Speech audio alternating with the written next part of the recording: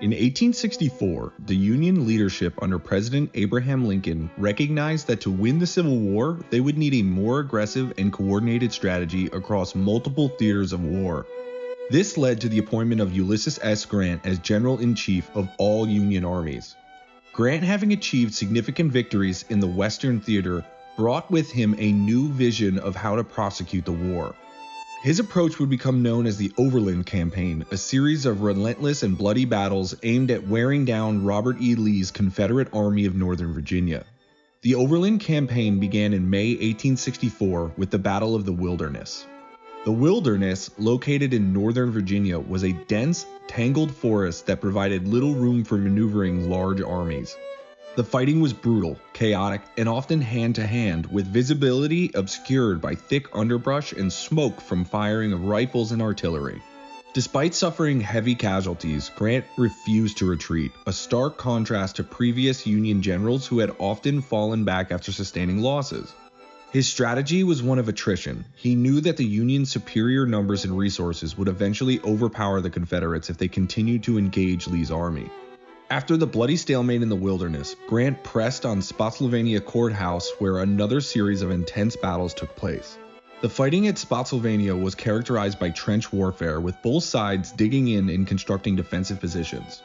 One of the most famous engagements at Spotsylvania was the fighting at the Bloody Angle, where Union forces attempted to break through the Confederate lines. The combat at the Bloody Angle was some of the fiercest of the entire war, with soldiers fighting in close quarters for hours on end. Once again, Grant's forces sustained heavy casualties, but his determination to continue the fight remained unwavering. As the Overland Campaign progressed, Grant's next major engagement was at Cold Harbor in early June 1864. At Cold Harbor, Grant made the fateful decision to launch a frontal assault on entrenched Confederate positions.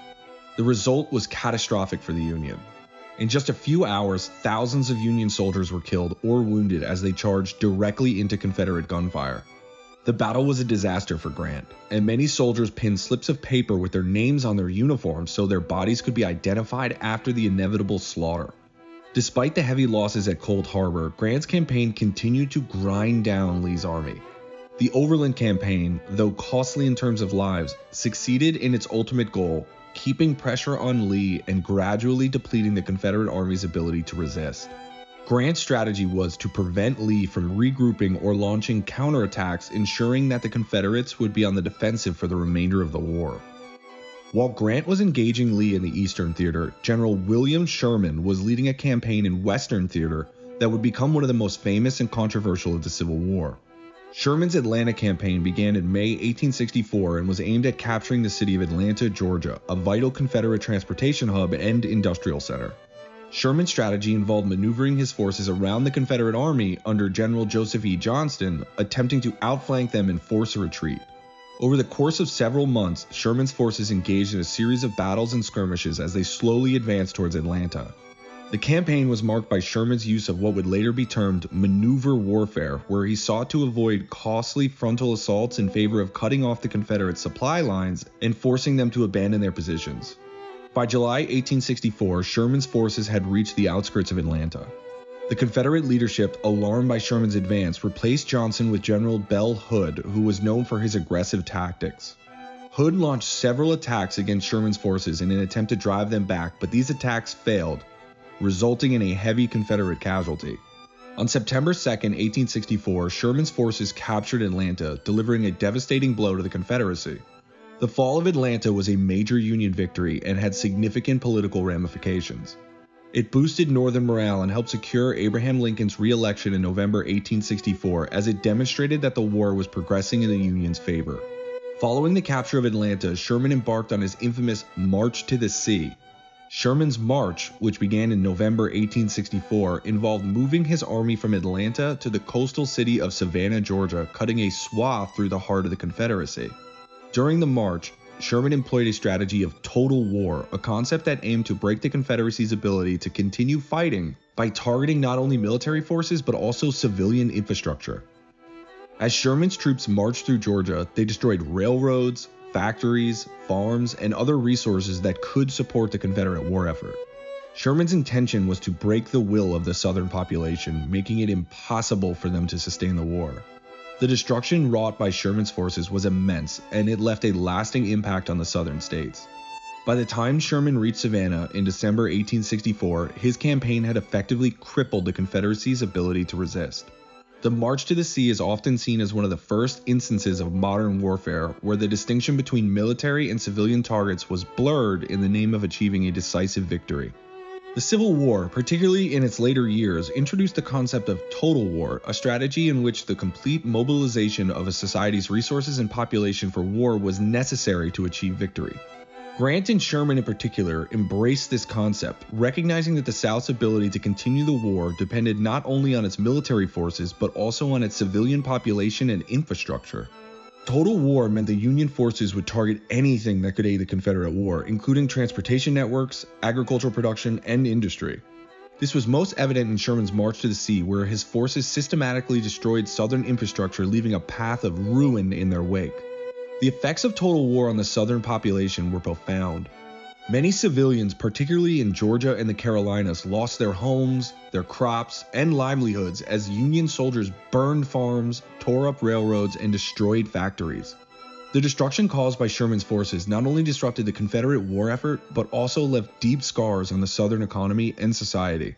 Southern civilians who had already endured years of hardship due to the war now faced even more severe shortages of food, shelter, and basic necessities. The psychological impact of total war on the Southern population was significant as well.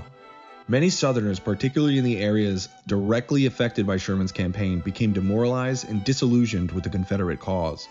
The war, which had once been seen as a noble struggle for independence, increasingly appeared hopeless as Union forces moved through the South with little opposition.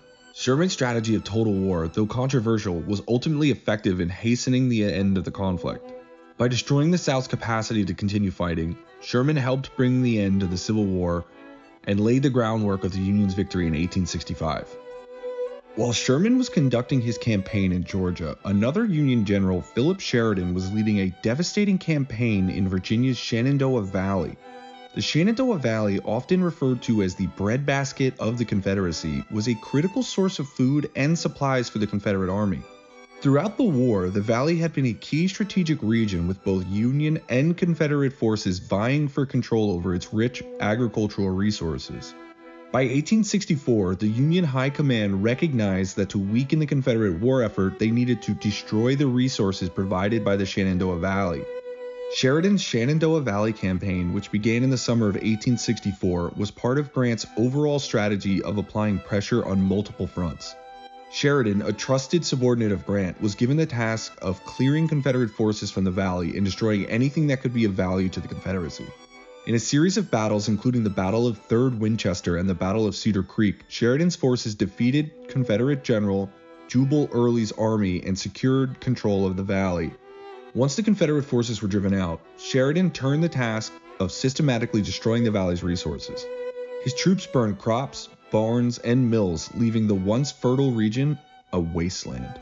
This destruction, known as the Burning, was intended to deprive the Confederate Army of food and supplies and send a clear message that the Union was determined to bring the war to an end. Like Sherman's march to the sea, Sheridan's campaign in the Shenandoah Valley was an example of total war in practice. The destruction of the Shenandoah Valley had a profound impact on the Confederacy's ability to continue the war. Without the agricultural resources of the valley, Confederate forces faced even greater shortages of food and supplies. Sheridan's success in the Shenandoah Valley also boosted the Union morale and helped secure Lincoln's re-election in 1864. The campaigns of 1864, led by generals like Ulysses S. Grant, William Sherman, and Philip Sheridan, marked a turning point in the Civil War. Through a combination of relentless military pressures and the adoption of total war tactics, the Union was able to weaken the Confederacy's ability to wage war and break the will of the Southern population.